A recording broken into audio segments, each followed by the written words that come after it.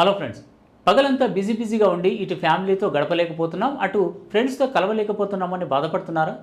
So మీలాంటి వారి కోసమే తెలంగాణ ప్రభుత్వం ఒక వినూత్నమైన ఆలోచనతో ముందుకొచ్చింది. అదేంటంటే నైట్ బజార్. సో ఈ నైట్ బజార్ వల్ల లాభం ఏంటి, నష్టం ఏంటి, దీనివల్ల ఎవరు ఎక్కువగా లాభపడతారు, ఆ వివరాలన్నీ ఇప్పుడు తెలుసుకుందాం. సో నైట్ బజార్లో అంటే నిజానికి ఇవేమి కొత్త కాదు.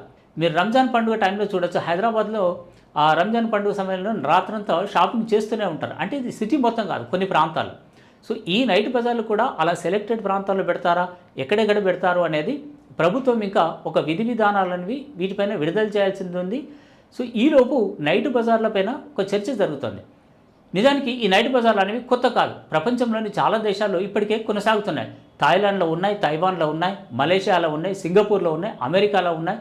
ఇలా చెప్పుకుంటూ పోతే ఈ చాలా పెద్ద లిస్టే అవుతుంది. సో మన రాష్ట్ర ప్రభుత్వం మాత్రం నెదర్లాండ్స్లోని ఆమ్స్టర్డామ్ను ఒక రోల్ మోడల్గా తీసుకుంది. ఆమ్స్టర్డామ్లో నైట్ మేయర్ అనేటటువంటి ఒక వ్యవస్థ ఉంది అక్కడ. సో దాన్ని స్టడీ చేసినటువంటి ప్రభుత్వం దాన్ని అడాప్ట్ చేసుకోవాలనుకుంటుంది. సో దాని ప్రకారమే ఇటు హైదరాబాద్ మహానగరంలో కూడా నైట్ బజార్లను తీసుకొచ్చి సో వాటి ద్వారా ఆదాయాన్ని అటు ప్రభుత్వ ఖజానాకు ఇటు ప్రజలకు పెంచాలి అనేటటువంటి యోచనలో ఉంది. మరి దీనివల్ల ఆదాయం ఎలా పెరుగుతుంది అని అంటే, హైదరాబాద్ సహా తెలంగాణకు, మన దేశానికి విదేశాల నుంచి పర్యాటకుల సంఖ్య పెరిగింది. ఇటు మన దేశంలోని పర్యాటకుల సంఖ్య కూడా హైదరాబాద్కు పెరుగుతుంది.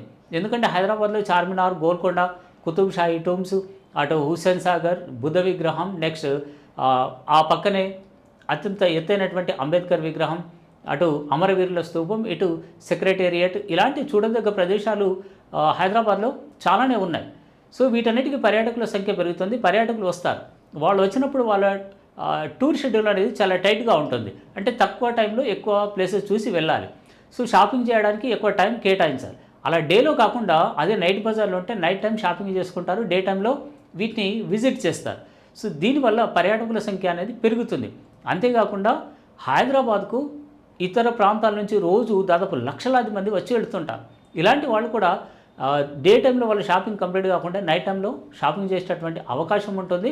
ఇంకోటి ఏంటంటే డే అంతా ఏదైనా పనులు ఉంటే నైట్ టైం కాస్త రిలాక్స్ అయ్యి వెళ్ళేటటువంటి అవకాశం ఉంటుంది. సో దీనివల్ల ఎకానమీ అనేది పెరుగుతుంది. ముఖ్యంగా నైట్ బజార్లలో food and drinks, next ice creams, ఇలాంటి వాటికి ఎక్కువగా డిమాండ్ పెరిగేటటువంటి అవకాశం ఉంది. ఇంకా క్లాత్స్ షాపింగ్, అందుకే వ్యక్తిగత షాపింగ్ అనేది పెరిగేటటువంటి అవకాశం ఉంది. ఇంకోటి ఏంటంటే చాలా వరకు డే అంతా బిజీగా ఉండేటటువంటి ఉద్యోగులు నైట్ టైం కాస్త ఫ్యామిలీతో సరదాగా గడపవచ్చు. ఇప్పుడు ఏం చేస్తారు, ఈ ఆదివారమో లేదా పండుగనో మిగతా సెలవులు వస్తే తప్ప ఫ్యామిలీతో గడిపేటటువంటి అవకాశం ఉండదు. అంటే ఫ్యామిలీతో బయట సరదాగా తిరిగేటటువంటి అవకాశం ఉండదు.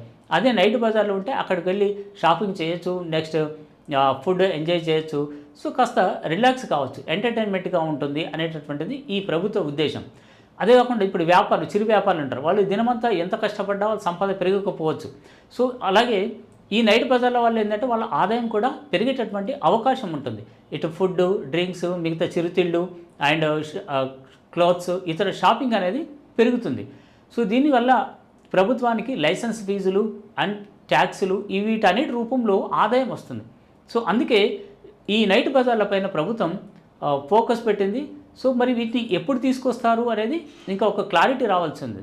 కాకపోతే హైదరాబాద్ మరికొన్ని సంవత్సరాల్లో మహానగరంగా ఎదగబోతుంది కాబట్టి ఇప్పటికే విస్తీర్ణ పరంగా ఇది భారతదేశంలోనే అతిపెద్ద నగరంగా అవతరిస్తోంది.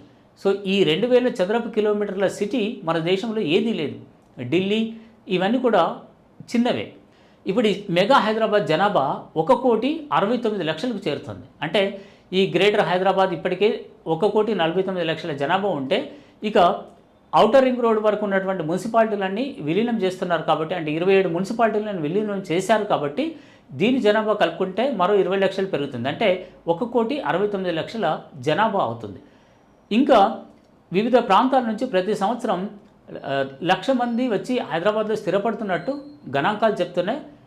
ఇంకా ఈ సంఖ్య అనేది పెరిగేటటువంటి అవకాశం ఉంది. ప్రభుత్వం ఇంకో నిర్ణయం తీసుకుంది. అదేంటంటే కాలుష్యాన్ని వెదజల్లే పరిశ్రమలన్నింటినీ సిటీ బయటకు తరలించాలి. సో దీనివల్ల ఇప్పటికే అక్కడ పరిశ్రమలు ఉన్నటువంటి ప్రాంతాలను మిగతా అంటే కమర్షియల్గా కన్వర్ట్ చేసి సో అక్కడ షాపింగ్ మాల్స్ నిర్మించేటటువంటి అవకాశం ఉంది. వీటి వల్ల ఇంకా సిటీలో చాలా ప్రాంతాల్లో కూడా వ్యాపారాలు అనేవి పుంజుకునేటటువంటి అవకాశం ఉంటుంది. అందుకే ప్రభుత్వం నైట్ బజార్లపైన ఫోకస్ పెట్టింది. మరి ఇవి ఎంతవరకు సక్సెస్ అయితే అనేది ఎదురు చూడాలి.